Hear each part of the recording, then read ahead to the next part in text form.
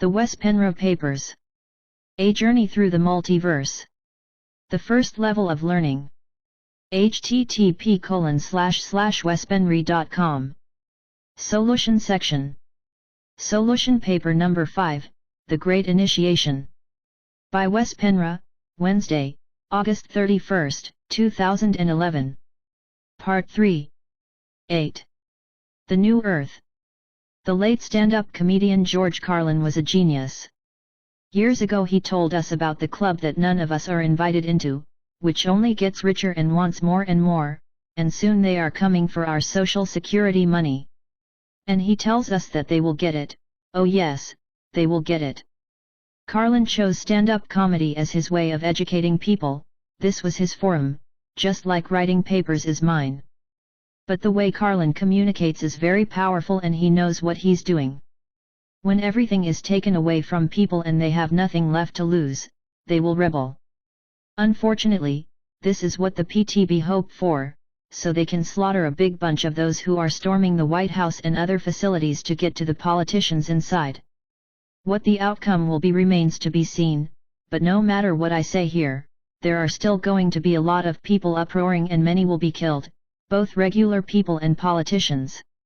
It sucks to be a politician now and in the near future. People will run them down the street and kill them for what they've done to us. The mob will not discriminate between the good and the rotten apples. Still, there's going to be some who simply say, "I've had enough," leave the big cities and move into the countryside. There they will grow their own food in spite of its illegality, and separate themselves from what is happening in the metropolitans. It's already happening. 8.1 The Split in Consciousness. When enough people start creating their reality consciously, we will create a new planet, a new Earth. There will be a metaphysical splitting of worlds. This doesn't mean our current Earth will physically be split in two pieces, floating away from each other in space/time. It will more be like what you see on movies sometimes. They show you a picture of Earth, then it becomes a little blurry and a phantom picture of the planet separates itself from the first one and eventually there are two Earth beside each other, but in different densities. When will this happen? Some say it will happen quite soon, in a few years. I think it will take longer. Humankind's greatest leap in consciousness happens in the nanosecond, 1987 to 2012, that's when we build the cornerstones for the future. Once the nanosecond is over, December 21, 2012, time will either slow down to normal again pretty quickly, or it's going to be like a race car. Once you've passed the finish line, it takes a while before you've managed to slow down the car from its high speed. Either way, the building blocks we created as a mass consciousness during the nanosecond will be what we use in the future. Are we going to be able to reach our goals and ascend into this new level of consciousness and make the splitting of Earth occur?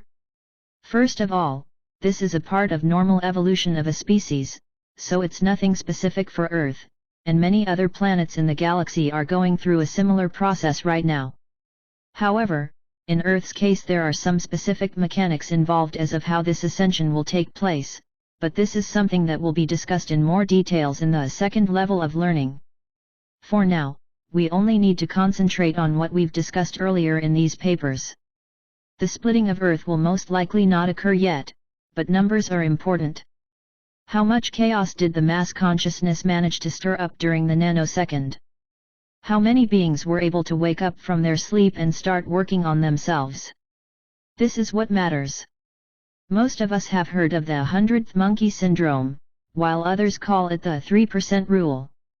In a series of experiments, decades ago, they noticed that if one monkey changed its behavior, like washing its food by dropping it in the water so dirt got separated from the food, and enough monkeys in the group started doing it, the rest followed automatically. But not only that, it also worked on a global scale, the scientists noticed. If about 3% of the whole monkey species started changing a certain behavior, all the rest started doing the same thing, although they were living in different areas and had never met each other. A change had occurred in the collective DNA of the monkey species and the behavior was changed everywhere.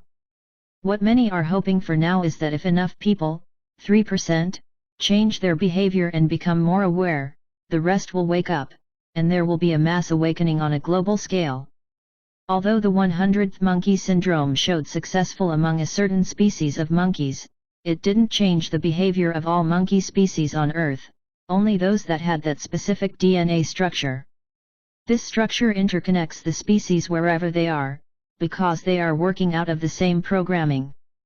We may argue why not all people of the planet are Catholics, when way more than 3% of the world population are Roman Catholics, around 1.2 billion worldwide in 2011. It is indeed an enormous amount of Catholics in the world, but the remaining 5 billion people have other religious beliefs, and some have none. How do we explain that? I am not a scientist, and I must admit I haven't researched it as well as I should yet to have an opinion, but in the near future I may come back to this subject. Are we like the monkeys, in the sense that a group of population with a certain DNA pattern in common follows the rest of their forerunners? Is this why some people are just impossible to make see that there is more to this world than what can be perceived with our five senses? We know by now that we humans come from different stock and therefore are not exactly the same, genetically, but there seems to be a mix of people, with different genetic traits in the Catholic Church, if we use them as an example, unless there is something more and deeper with our genetics that we are not aware of yet, at least I am not. When 2012 has come and gone, after the wave of the supernova, which was discussed briefly in a previous paper, we will see how many people have downloaded enough information from the cosmos to be able to work with it in the years that follow. Unfortunately, even if time itself will slow down after 2012, the wars and agendas of the PTB and their metaphysical masters will not cease immediately, but rather escalate. The master manipulators, I am now talking about the Anunnaki, have managed to get support both from the global elite and amongst regular people. They are both waiting for them to arrive, but for different reasons. That's the genius behind the manipulation. 8.2 Technology in the New World. Many of you, who like me are on a spiritual path, may have noticed how your way of thinking is constantly changing. You have started to think about things that you previously didn't even believe existed, and now they are more real than your old thoughts. This means that we are changing our belief systems by looking outside the box. It's not that we are changing the world, but we are changing which world we occupy. This is possible, because the world is not solid, although it appears to be, but constructed of energy, and reality takes form from the thoughts that we think amongst those who participate on the spiritual path. With our thoughts and emotions we are rewiring and reconstructing our nervous system as we reactivate strand after strand of DNA. According to the Guardian Alliance, we need 4 strands activated before we can ascend, which I believe sounds plausible. The remaining 8 strands will be activated after we have moved to this new reality Earth. Animals and plants already exist in the new reality we are heading towards. They, of course, do not have 12, no less 4 strands of DNA activated, but they are not human and are not on the same evolutionary path. When the Earth changes occur, which will precede the shift, they will be experienced differently by different people, depending on which awareness level they are at. Some will be very terrified, and it may even be the end of their lives, while others experience a state of ecstasy. Again, this has to do with what kind of personal reality we have created up to that point. How safe are we? Is our life in chaos or in order? If we have created an internal and external local universe of safety and order, the wave that will hit us is going to bring us through ecstasy to even higher awareness. This is how different reality will be for different people. One is not better than the other, our experiences are just a matter of what choices we have made. Those who have chosen to embrace a new world will also embrace the changes in society and the environment, knowing that the chaos and confusion that will come is a part of the transition. We will meet the changes with love and without fear and anxiety. It is our job to be vibrating on a level of love and light, and share this stability of higher vibration where it's needed, to keep others safe as well. It may sound like a big task, but it will come quite naturally for those who have prepared themselves. In the times to come, it is important for us to realize that we will always be in the right place at the right time, and everything will adjust itself in our favor. If you know inside that this is true, and not just something you read here or elsewhere but never really took to heart, you will get all the guidance you need to get through the hard times ahead. You will understand, without any doubt, that everything that is happening around you is absolutely necessary to ring in the new era, a new paradigm. Once this is over, we who choose to live in the new world will still have some technology. Technology in itself is neutral, but it is presently used destructively, in general, and is not enhancing us or our environment. Cell phones and electronics will be banned in many communities, because people will realize how incredibly destructive these devices are for our nervous system and our energy fields. And upon that, electronics are addictive, even more so than heroin and methamphetamines.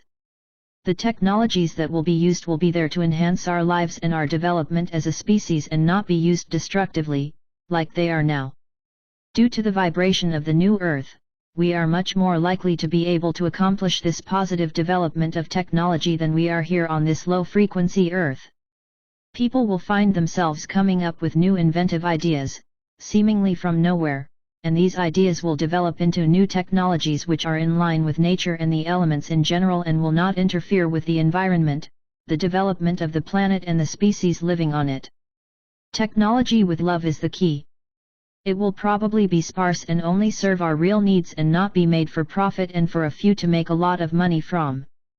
By loving the land and nature, like the native Indians did, and still do, is one of the major things here.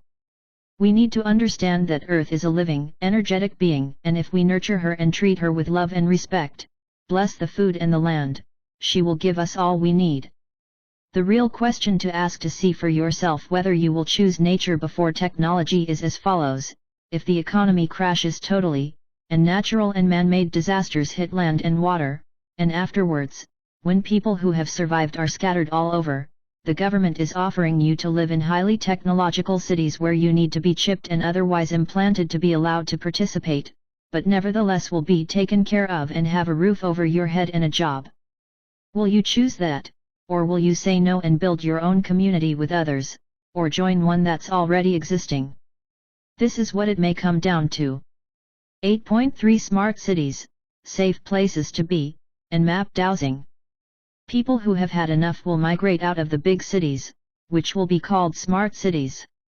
Many things will have the word smart to it, so the ignorant people think they make a good choice by buying the product or moving to the metropolitans.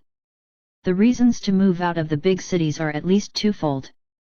When the earth changes happen, especially those which have to do with the incoming Nibiru, it's not a good thing to live in the cities. Things will cave in and the survival potential will be much lower. The other reason we have discussed already and has to do with advanced technology and the machine kingdom. We don't need to wait for the Anunnaki to come down before the machine kingdom is set up, this too has already started. Much, but not all, of the technology is already in the hands of mankind but released in increments. So moving into the metropolitans or bigger cities is perhaps not such a good idea. So where is it safe then? Which areas are not going to be affected by earth changes, natural and man-made? Some say we should head for the mountains, which is reasonable. Still, it's very hard to know exactly where it's going to be safe to live. We know where it's not going to be safe to live, and that is near the oceans, east and west coast of America, all the way from Alaska to Mexico, and from Quebec to Florida, or near big lakes and rivers. It's also not a good idea to live close to volcanoes and close to known earthquake centers.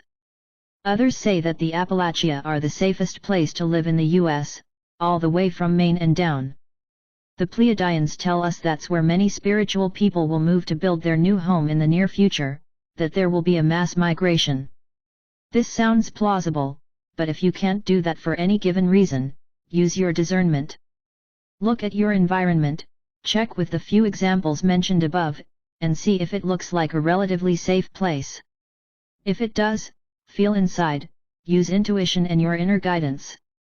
How does it feel?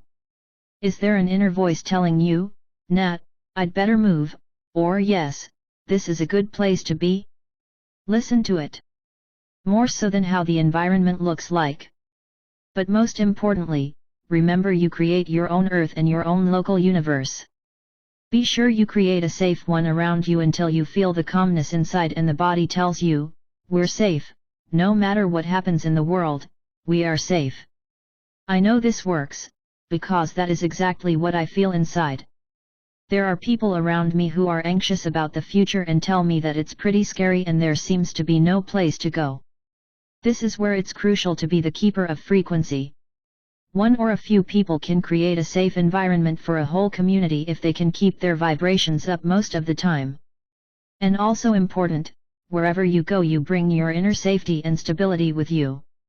If you have no fear and your frequency is high, you know that wherever you go you'll be safe.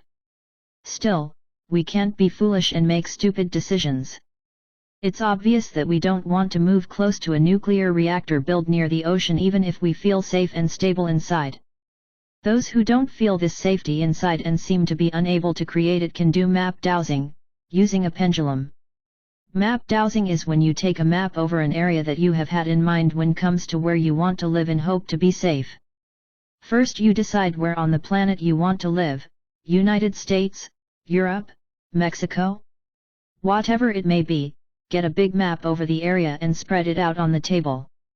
If you have no idea, pick the first map that comes to your mind, that is often the correct one.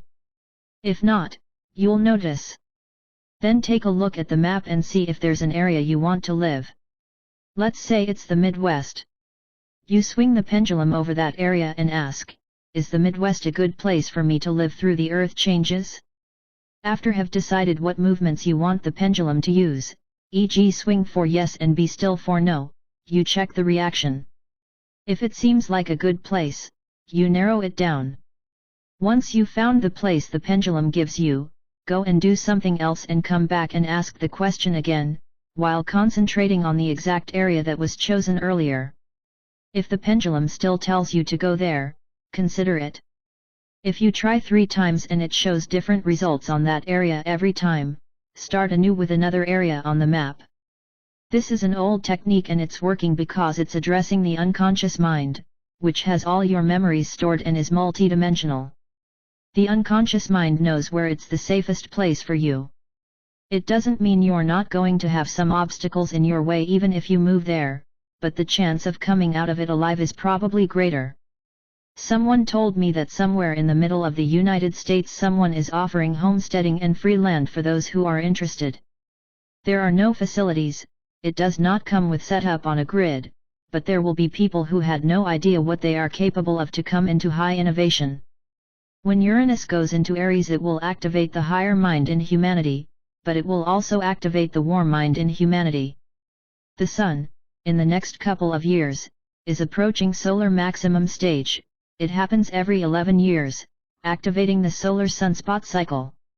When the Sun gets up in gear, it can interrupt and even destroy electronic systems. The Sun is also a sentient being, and doesn't shoot out random energy. It has the ability to read the vibration of every single person and every single being on Earth and elsewhere in the solar system. That's why when you say hi to the Sun, she knows who you are. She knows the smallest creature and the largest and sends information along its rays. Just recently, August 2011, even scientists noticed that we were just hit by a significant amount of gamma rays, which even made some people hear a disturbing noise. The scientists, of course, do not know what this means, but it means that the Sun is sending us packages of information that when we receive them, we are decoding them and upgrade ourselves accordingly, if we are receptive. These rays affect our biology, our endocrine system and our pharmacopoeias. So the higher mind, the innovations, the bigger way of thinking will be consciously supported by the Sunday.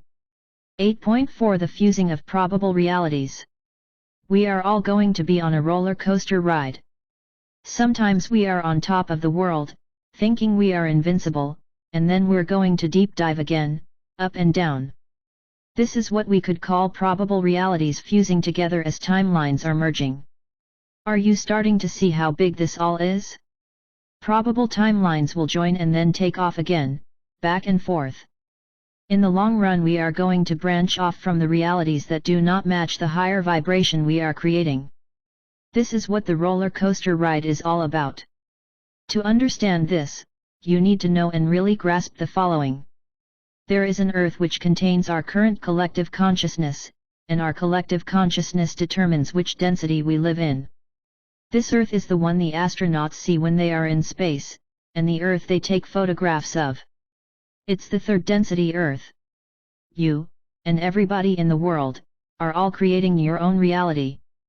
Your own reality is forming your own, personal Earth and local universe. Everything you experience firsthand is your own Earth/local universe. You can expand it as much as you want. You will create the new Earth firstly in your own local environment after first have visualized it inside. These visions will then project in your environment by thought, emotion, and action, which raise the frequency.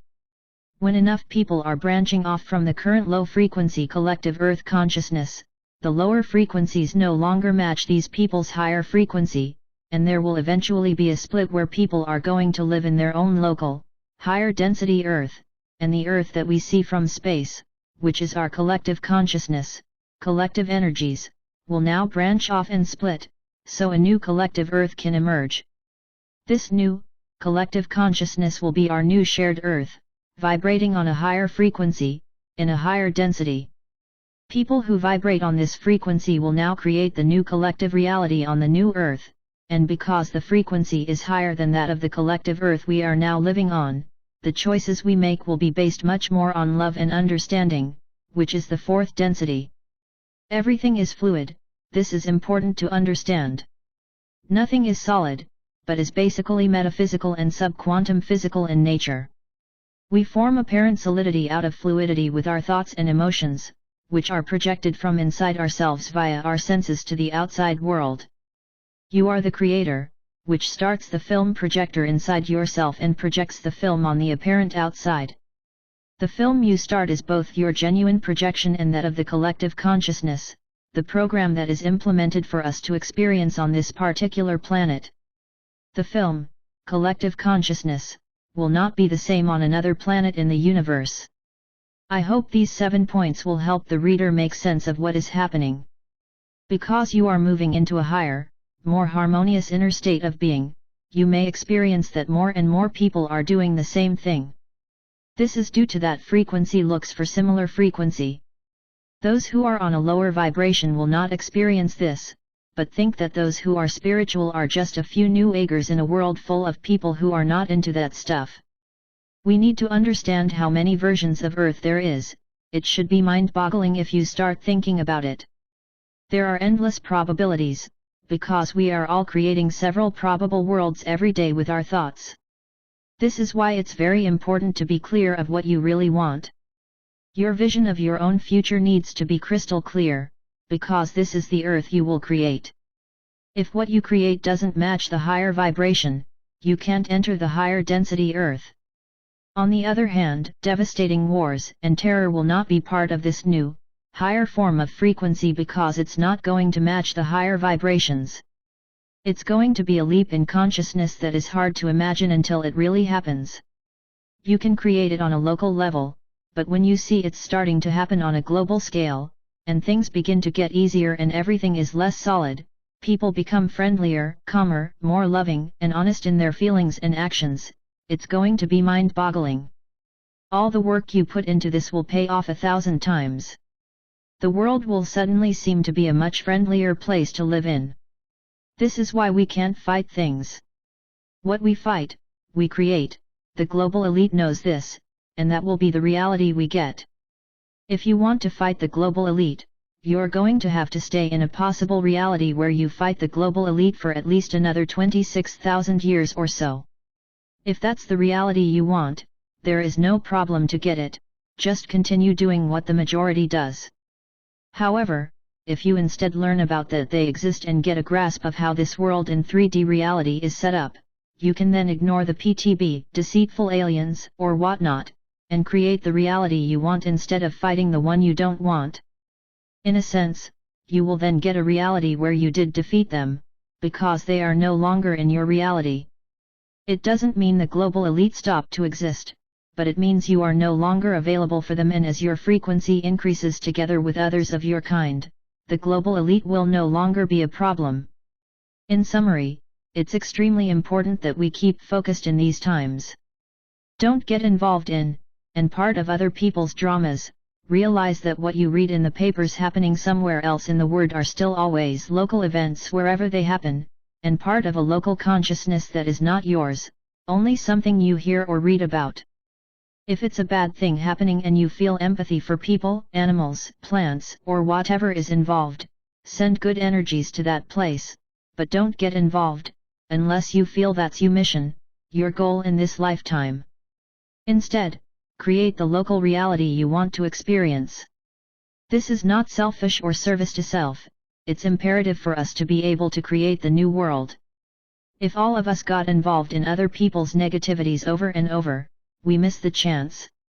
We are not here to get involved in dramas, we are here to raise the frequency. That is far more important. The dramas will be taken care of in that local universe, it's not in your reality, unless you created the drama in the first place. We need to look at things from this perspective, or we'll lose our chance. We are the system busters. We came here to deplete the vampires of their food. Energy and consciousness can also be a food source for some. We know how certain entities feed out of fear. Once we have taken their food source away, they have no choice but to change their diet or leave the planet. Our new collective version of the planet, that is 8.5 2015 to 2024, the formation of a new society. 2012 is not the end of the world like they suggest in movies and elsewhere. However, to use a phrase that has been used extensively the last 10 to 15 years, it's the end of the world as we know it. 2012 is the peak and the end of the nanosecond where we receive increased gamma rays from our Sun, the galactic center, but even other stars that are lining up with us. There will most likely also be this so-called wave of the supernova by the end of 2012, something we will bring up more in the subsequent paper. The Earth changes, the passing of Nibiru, both the planet and the battleship, man-orchestrated changes and more will still continue happening after December 21, 2012, and peak later on, but the way things come together, it looks like 2015 to 2017 will be the time period where people in larger quantity will move away from electronics and leave the big cities after have had enough and time to plan. Small communities will be set up, more and more self-sufficient. People will use their skills, and learn new ones by those who are savvy, to become multi-talented. The most important thing is that they will build gardens, not only to build beautiful flower beds, but to plant everything needed to be self-sufficient when comes to food. These people will be of higher consciousness than those who stay in the cities, and they know how to bless the earth and the food before they take something from it, and they will plant their food with love and treat what is growing with wisdom, light, and love. They will make love in the garden as well, because they know that all this put together will nourish the earth and what's growing from it, and the food will be excellent. These communities in general will not sell their products, and when communities want to support each other and see to their own survival, they will barter. Money will not be part of the future society. When those in the cities hear about the excellent food, free from poison, many of them may want to buy it, but the government will make sure that won't happen. They will attempt to outlaw these communities, which may have to go underground for a while, but will sustain. In the cities, you can only buy contaminated food from the big corporations like Monsanto and a few others, or they put you in jail. Some brave souls in the city will make weekend trips to rebellious communities they've heard of and barter food with them in secret. This will eventually stop, as restrictions become even tighter and the machine kingdom takes over more and more, and an interest to buy natural and organic will gradually disappear from the city people's minds. But not everybody will go out in the bushes and build communities. Many will stay in the minor cities, where the energy is still good, and start building their own food sources there. They will use their backyards and root cellars to plant what they need to survive, make sure they are debt-free and live on the land. The people I am talking about are not gun owners, they don't believe in violence, because they know that any form of violence is a manifestation of lower consciousness. They know that only by owning a gun they attract violence, and thus most likely will have to use it, sooner or later. So what would be good to start out with when comes to growing your own food? This is something that would be a very good thing to start researching. There are plenty of good sites on the internet, which can tell you. Here I want to name a few herbs etc., which will enhance your body in different ways, in addition to the basics like potatoes and such. Comfrey has long been used to strengthen your bones. Peppermint calms the intestines. Chamomile calms the whole energy field. Red clover, when you dry the flowers, is a super enhancer of the immune system. Many even use red clover to combat cancer and other immune system disorders. The root of the echinacea is also an excellent immune system booster. Stevia instead of sugar, although sugar in small doses is not bad for us. Parsley is good for the kidneys. Basil is known as the royal herb. Ginger for health in general and to enhance your energetic field. Turmeric, Eugin, is an anti-cancer agent and protects the DNA and is supposed to slow down your aging. Mustard and onion are wonderful for your bodily health in general. The list can go on, and you may already have thought of a few good ones. Now, let's ask ourselves, if they outlaw all, or some of this, who is going to walk around all the houses, knock on the door and ask to see your backyard and question you about any hidden root cellars? Are they going to stand there, saying, "No, no, no, that's parsley, can't plant that, it's illegal. Look at that, isn't that stevia?" They will not have staff enough to do that. However, the threat in itself that this may be done, and they may make some random visit to begin with, could be enough to scare some people away from doing it. Still, there are going to be enough vigilante people to make this movement grow rapidly, and eventually get out of hands from the control of the governmental bodies. We create our reality and they create theirs. They are going to make a few lame attempts to stop us from departing from their plans, but they always knew there is going to be a split, and eventually they will let us go our own way, because they have no choice. When their vibration no longer matches ours, it's not much they can do, and they won't care, because in the long run we are not a real threat to them. They already have their fans and followers. And also, we are no longer a food source for them, because we don't vibrate on a frequency of fear. For a while, they will use drones, already do, in shape of dragonflies, hummingbirds etc., that will spy on us, but that's not going to be sustainable in the long run. I have had my share of drones lately, dragonflies that definitely are artificial.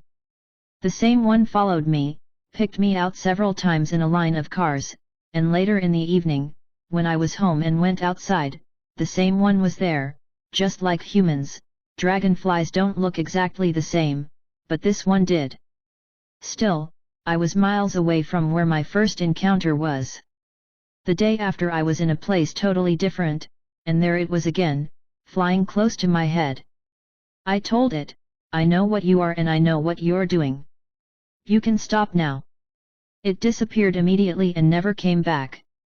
This drone was not really out to spy on me, hoping to find some classified material that I'm walking around with outdoors. It was simply there to intimidate.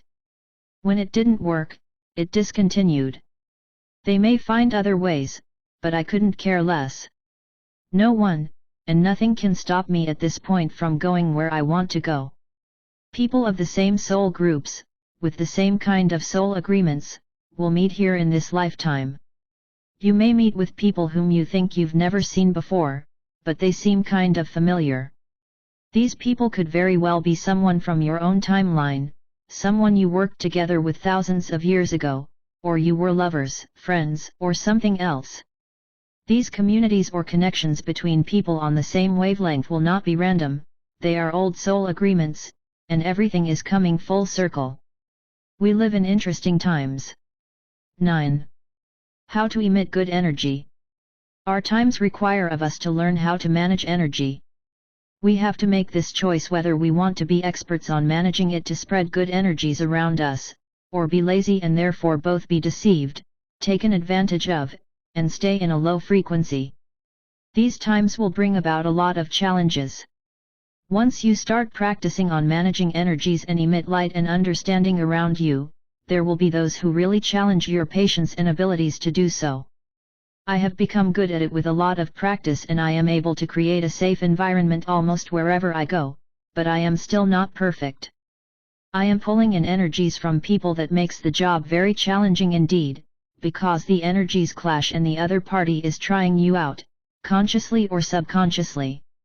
They are my catalysts and I need them to improve, so even if my energy field is being pulled down to a frequency that is not of my choice and I experience emotions I don't want to emit, I learn a lot from it.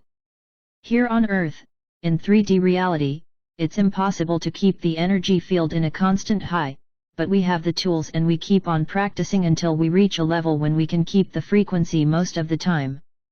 I believe I've reached that point, but still want to get better at it. Laughter is a wonderful play with energy. If you can laugh, you are free. Laughter is extremely important. To be able to laugh even in challenging situations is very healthy, not only for the person who laughs, but because it's also contagious, which you may have noticed. Lots of laughter makes you multi-D, it puts you way beyond your body. The energies that come in when you laugh are very powerful and uplifting, it opens the chakras. It takes away the doom and gloom of a situation and solutions come much more easily because laughter creates fluidity and literally bursts the clouds inside. In the future society, entertainment will be a very important part. People like to laugh, and good comedians, uplifting entertainment, art, and music will be highly valued. Artists will be truly appreciated in a way they are not today. In the modern society, the record labels decide what we should listen to or not, depending on in which direction they want to lead the sheep, and many good musicians and entertainers therefore won't get the chance. In the new society, uplifting entertainment will be what people will ask for. Drumming and people coming together to sing and play will be some of the highlights. This brings people's energy fields to higher levels and opens up the chakras big time. Drumming together puts us in a higher state of beingness and helps us connect with the multiverse.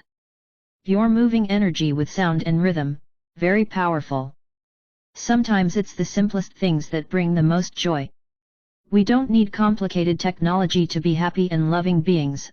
A harmonica, a guitar, drums, flutes, and whatever else you can think of is sometimes all we need. Even a nice gathering with friends you love, sharing a good dinner out on the porch on a beautiful summer evening is increasing the vibration on the planet. 10. The 6 Heart Virtues. The last thing I want to bring up in this paper is something I've discovered through the Wingmakers material, WMM number, and something perhaps some of my readers from the old wespenry.com website are already familiar with. Some know it from the WMM website, http://wingmakers.com, but I want to address it again, because I think this is a gem, something we can use in life on a daily basis, and if we do, it will help us quite significantly in managing our energies. Ever so often we all stand before challenges. People may seem mean to us, bad things happen during the day, other challenges hit us like a bomb.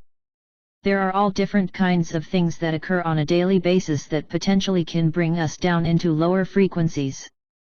The 6 Heart Virtues is something we can implement on any situation that may occur, and it helps us seeing the bigger picture and use our hearts to dissolve a solid situation. One or more of the 6 virtues can be used on any situation. You choose which one, is applicable to what you are experiencing, then apply it. Here they are, as presented on the Wingmakers site. Appreciation. At the subtle levels, this virtue is focused on a specific awareness that first source surrounds our fellow beings as a field of consciousness and that this consciousness unifies us. If we are unified, it follows that we operate as a collective consciousness at some deeper level, and in this place, we share a common purpose that is richly textured, supremely vital, and yet mysterious, dynamic and uncertain. This awareness, or even belief, shifts our focus from the small details of our personal life to the vision of our purpose as a species. At a more practical level, appreciation expresses itself in the small gestures of gratitude that support relationship loyalty and bonding. The deeper levels of appreciation make the relatively surface-level expressions genuine because they stem from the frequencies of soul instead of the motives of the ego or mind. Humility. the soul expresses the love frequency derived from first source. It is its most important purpose, while embodied within the human instrument, to circulate this delicate, sublime frequency of love to the human instrument. It will come as no surprise that it finds the heart a more willing collaborator than the mind. Humility is the realization that the heart, mind, and soul mingle in the grace of first source. That their very existence is upheld through the dispensation of love from first source just as surely as a tree is sustained by sunlight. In the religious, psychological, and philosophical materials of our planet there is great consideration given to the mind. As a man thinketh so is he. At a more granular level, many people believe that what they think causes their feelings, which in turn creates their vibratory rate, and this vibratory rate attracts their life experience. So, applying this logic, the way to attract good things into our life is to think rightly, lest we attract evil or hardship. Humility understands that the being that represents you, your fullest identity, is not constituted as a chain reaction of the mind. Rather, it is the presence of love embodied in human form, and this love expresses itself in the virtues of the heart, the pure intellect of the contemplative mind, and the creative pursuits of the heart, mind, and soul. Humility is the expression of this love frequency, knowing it derives from what already exists in a higher dimension, and in this dimension love is not a thing of sentiment and emotional heaviness. It is a liberating force that acts according to the archetype of first source: all is one. All is equal. All is divine. All is immortal. Valor, while valor is generally used in the context of war or the battlefield, it is, as an element of love, linked with the act of speaking truth to power, especially when an injustice is committed. It is common in today's social order to pretend ignorance of the injustices of our world. Self-absorption in one's own world is a key threat that undermines the expression of valor, and fear of consequence is the other. Individuals who fear consequence in pointing out an injustice misunderstand the creative force of first source. When you operate as a co-creator, you are ever vigilant to the incremental or sudden onset of injustice, and when it occurs in your life path, it must be identified for what it is and dealt with. Valor is the aspect of your love that defends its presence in the face of injustice as measured in the social order. If you don't defend your virtues, or those too weak to defend their own, you have separated from them and have lost an opportunity to be a co-creative force in the world of form. This doesn't necessarily mean that you must become an activist or advocate for a list of social causes. It simply requires that you defend yourself from injustice. Children in particular require this protection. When I was only about 7 years old, I vividly remember going to a store with my father, and while we were walking in from the parking lot, we noticed a mother quite literally beating her child in the back seat of her car. It was a busy Saturday and there were many people in the parking lot, but it was my father who approached the woman and asked her to stop. His voice was firm from his conviction, and the woman immediately stopped. This was an act of valor because there was no real judgment associated with it. It was simply an injustice that required intervention in the moment. Compassion for both the child and the mother were present in my father, and I believe the mother knew this. This is an example of how the virtues of the heart seldom appear in isolation, but rather as an ensemble that braid themselves for strength and potency for a given situation. Compassion. Many teachers have spoken eloquently about compassion as the deep awareness of the suffering of another coupled to the desire to relieve that suffering. In the context of the new intelligence that is seeding itself on our planet, compassion is an active desire to assist others to align with the new fields of intelligence that are manifesting in the three-dimensional world, aware that their desire and ability to align is distorted by their social enculturation. It does not accurately reflect their intelligence, spiritual inclinations, or purpose. The planet we live on is an intelligence unto itself. It is both physical and has very high-frequency energetic structures just as we do. It is shifting from the third dimension to the higher fourth dimension, and it has been planning this before humanity was even seated on the planet. It is part of the evolutionary cycle of planetary systems to transmute accumulated densities from one dimension before passing into a higher dimensional grid. Compassion therefore is extended to both our fellow beings and the planet itself, with the realization that we are part of one another's destiny, if only for a single lifetime. Planet and person dance in the ascending currents of First Source in a collaborative process of regeneration and renewal. We are all part of the mysterious overtures and energetic transcendence that is occurring between Earth and the universe, and as Earth transforms its accumulated densities, each of us will be challenged to transform our own, or become further embedded in our fears and emotional turmoil. We are privileged to be part of the ascending planetary structure of Earth's nurturing spirit and universe importance. There is now present on Earth an amazing diversity of cosmic beings sheathed in human instruments, but hailing from incredibly diverse sectors of the cosmos. We are here to witness and support this transcendence of Earth over the densities and entrainment of the three-dimensional intelligence and its artifacts. We are here to accelerate our spiritual growth in an order of magnitude seldom achieved elsewhere in the multiverse. This is a gift of the Earth to those present on the planet at this time, and, in some small measure, the motive for our compassion. Understanding, the world of form, just as the formless worlds, is composed of energetic structures beneath its denser expression. In a real sense, everything in the multiverse is energy with incalculably long, energy-based lifespans. Energy is transformational, that is, it can alter or shift into other states of being or, in the case of humans, consciousness. The human energetic structure is often described as the chakra system or electromagnetic body, but it is more than these components. The energetic structure is a form of light, which in turn is a texture of divine love. It is a fact that we are composed of love at our core structure, and it is this love frequency that is the basis of our immortal consciousness or soul. All of the lower densities are shadows of this light and operate in time and space, which provide a sheath of density and separation from this core love frequency. The worlds of time and space alter or dilute this connection we feel to the core energetic structure we all are composed of. Herein is the paradox of being human: our innermost structure is divine love and our outermost structure is a means of experience for the innermost structure, but we have become entrained by the outer vehicle to the degree where we identify with it more than the occupant, our true self inside. All of us feel this dissociation with our true self and over-identification with our vehicle, human instrument. Perhaps only in degree is there any difference among us. Understanding is the aspect of heart intelligence that recognizes this dissociation from the love frequency is a necessary design component of the larger blueprint that is occurring on the planet. In other words, it is not that humanity has fallen from grace or is tilted irrevocably toward sin.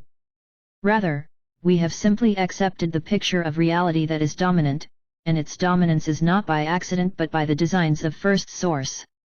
There is a well-known phrase within Lyricus that roughly translated says, "The elegance of time is that it unravels the structures of space that have sealed love from itself." The structures of space, in this case, refer to the human instrument. Only time can break down the rigid barriers or subtle membranes that prevent or diminish the love frequency from exerting its wisdom in the behaviors of the individual. If time is the variable of importance, it stands to reason that everyone is on his or her way to this realization. It is simply a matter of time before they achieve it. Thus, time is the differential that separates us. In a sense, we are all time shifted from one another. No one operates in exactly the same time relative to unsealing his or her love frequency from the world of form. Realizing this helps you to understand the relation of unity to reality, and in this realization you are able to accelerate time for yourself and those with whom your life touches. It is the true purpose and noble definition of time travel. Forgiveness. Forgiveness operates out of the construct that each of us is doing the best we can under the circumstance of our life experience and the degree that our love frequency saturates our human instrument. When a person operates from the heart virtues and the rich textures of its authentic frequencies, forgiveness is a natural state of acceptance. When a perceived injustice enters our experience, no matter how significant or whether we perceive ourselves to be the cause or the effect, we may initially react with the sharp emotions of victimhood or annoyance, but this emotional clutter and distortion can be quickly transformed by experiencing understanding, compassion, forgiveness, appreciation. This is the equation that transforms the murky turbulence of victimhood or CO reaction into the crucible of light, leaving behind only the purest frequency of love stripped of all purpose. Forgiveness is really the outward expression of understanding and compassion without the heavy sentiments of duality, i.e., good and bad, that typically introduce the presence of judgment. It is a neutral expression without design or purpose other than to release yourself from the clutches of time, which is similar to energetic quicksand, entangling you energetically to a time-based emotional state.